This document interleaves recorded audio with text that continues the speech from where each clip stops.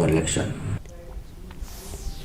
Congress candidate for the 2024 Lok Sabha election from the Shillong Parliamentary Constituency and sitting MP Vincent H. Pala, in a meeting of the South West Khasi Hills District Congress Committee held today at Maukarwat Community Hall, made a bold claim that the Congress party will come back to power in India along with the support of different political parties under the India Alliance.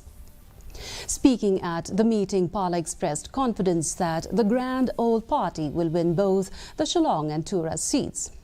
He also claimed that with the BJP lending its support to the alliance partner NPP by not fielding candidates in both the Shillong and Tura parliamentary constituency, many supporters of the BJP has come forward to support the Congress.